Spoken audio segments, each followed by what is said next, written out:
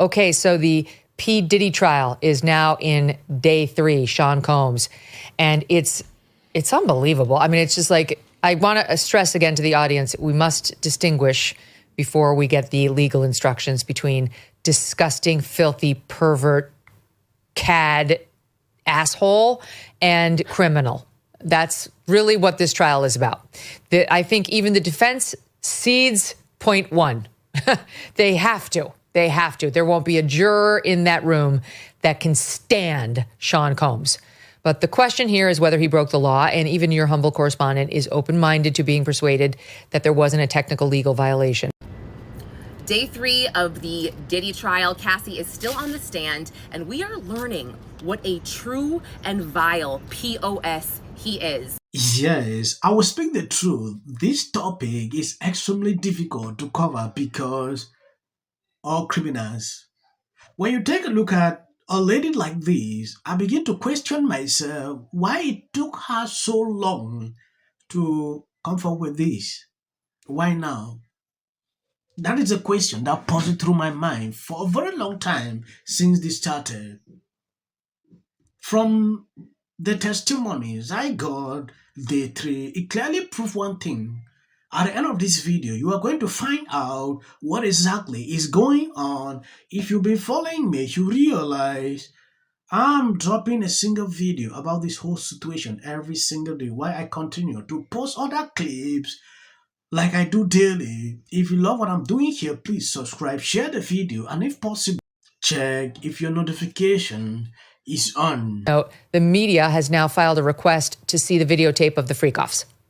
And the parties are objecting, saying they don't need to see everything. I mean, like Cassie doesn't want them to see it, and Diddy doesn't want them out. And the judge says he's leaning towards releasing them because there's a little thing called the First Amendment.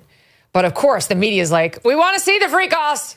Show us the tape. That's what the media's position is. She lists the awful man. She said she stayed to keep him happy. When you're in love with someone, you don't want to disappoint them. But as the years passed, even as she still sought to please him, she recognized he had become increasingly abusive, beating her and orchestrating ever more degrading sessions that made her feel like her career was no longer music, but performing in his satisfaction. Here's the thing. She testified, she was asked, the cross has begun, about why, like whether she told him that she didn't want to do it. And the testimony, as I understand it thus far, has been basically no. She said she would do it. And they have text messages of her saying to him, like, I can't wait for the next freak off. I can't wait to do it. Like, I might not be able to do it today because I have a red carpet. And she testified about how she had, and it's like she did have to go to the red carpet with a black eye. I think it was after that Intercontinental one we saw. But the defense has text messages from her being like, can't wait. I love it. You're like, when's the next one? And so this has the real danger for the prosecution of morphing into a Harvey Weinstein-esque case where it's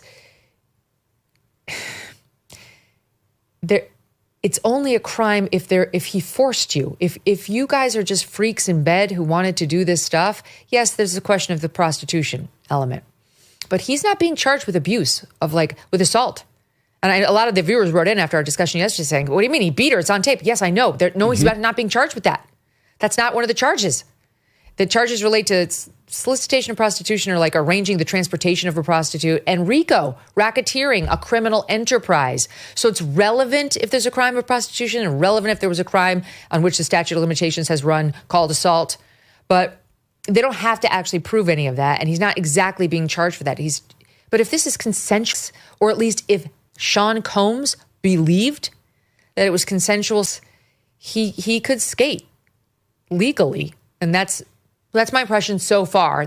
I'm very open-minded to this going another way. Your thoughts on the cultural impact of this trial and just thoughts on what we're learning now about one of the most famous people in America. Yes, every single day we keep learning something new. I have a couple of videos I'm going to show you. If you've been following this channel, you realize I've been following what is going on with this trial. Day 3. When you take a look at this, the first point, Cassie attempted to herself in 2023, right before going to rehab for trauma And this, she got 20 million from Diddy in the civil lawsuit settlement with Diddy after asking 30 million. That is the second point I learned why she decided to come forward after all these years. Prosecution asked her, "Why are you here today?" She answered she was tired of the guilt and wanted to finally do the right thing. I mean, he should skate if that's the case, right? I mean, it's not criminal, and it's not part of a criminal enterprise if you're a scumbag. And sometimes it's very hard to separate those things in situations like this. I mean, I saw the tape from the hotel. Nothing about that surprises me, considering what we know about his character. And as you said, Megyn, it's like we can disassociate these things and say, you are a horrible, horrible monster. And that is clear. And his life is over. I mean, whether he goes to prison or not, there's no way he's going to be allowed back into the club of celebrity. It just can't. I mean, recalling that he had these white parties in the Hamptons, and, Martha Stewart is going to these things. This is not something that's just in the hip hop world. And that is gone for him forever. But whether or not he's been in jail, I don't know, for a year or something in Brooklyn, whether or not that is justified, I haven't paid really close attention to this because I have a life and I try to limit my Diddy, Puffy, whatever the hell he's called, consumption.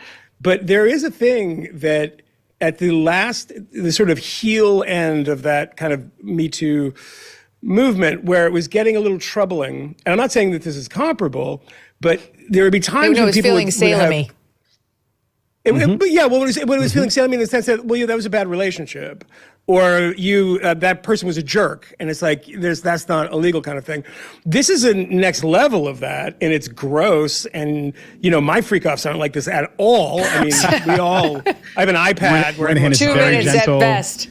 Yeah, very gentle. No, There's it's no very baby fast. oil. Yeah, I'm like Woody Allen. I'm like, maybe a minute and a half, and it's done, and everyone's happy, and we like read afterwards. It's like a book club. But we do. We're reading Willa Cather's My Antonia now. It's great. There is a moment when you look at this stuff and you say, the text messages. We saw that with Armie Hammer. We saw that with the pitcher from the Dodgers. So many of these things, the text messages always come out and paint a different picture. And, we have to hold off on that. But if it is just having gross and maybe hiring a male prostitute or whatever, it's like the feds, this big raid, him in jail for it. It could be Also, that there's the a lot prostitute, more to this. Not alleging any force. He testified that there was a male prostitute or whatever, escort. I don't know how he goes by. On the stand, and we are learning what a true and vile POS he is. We saw text messages that Cassie showed us from the night of the Intercontinental. The way the situation is turning out, I'm even scared. Yeah. He cannot recover from this, even if he's not guilty. There is this lady that was inside. She put out a video analyzing the whole situation. She actually said something on this video that drew my attention. I saw that video. I didn't want to bypass. Let me show you. But before I do that, I want to address something. People are different. There is someone on my comment section yesterday. They want me to continue to cover this Camille situation every single day. No. I want to put out videos that I'm sure that I know that the informations I'm putting out are okay, reliable sources. I don't just want to create videos because I see people get a lot of views on that. So if you don't see me covering that topic again, understand, I want the case to start back, then I will continue to follow that.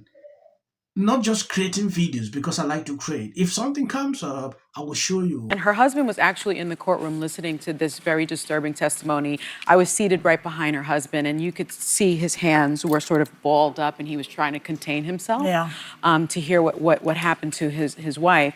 So she described about 10 years of emotional, physical, and her participation in what they called sessions during a freak-off, which would be with an escort. And what she also described is that she met him when she was 19 and he was 37. So young. So we're talking about a huge, huge age difference. That is the situation. What I want to see, I want people to be looking at both sides. Yeah, she was an adult already.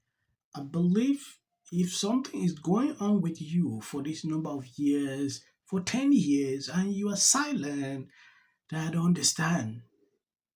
Hearing case, it's I did for a living, and I will tell you that it is probably the most disturbing case I've ever heard in my career. D-list, past its prime, wannabe version of its old self. Speaking of totally out-of-touch leftists posing awkwardly for the camera, did you see the See any video after this that is just for the YT algorithm? Over the past week has been overwhelming. To end. Right is right and wrong is wrong. These kids in here and resolve this issue is called conflict resolution. Again, the evidence is still coming in. This is definitely a self-defense case because it always is one until you look at the facts of the case and compare the two. You have to compare who was the initial aggressor. Bedroom, because she's fearful of what might happen to her. Followers for anything, and then the Registration Act is talking about this man kill. My summary of the first 100 days is that if film and TV productions continue to first term, and you will be very. Somebody has to say it, so let me be crystal clear. Once again, the field was littered with Kardashians. Going to give a lot of credit here to Donald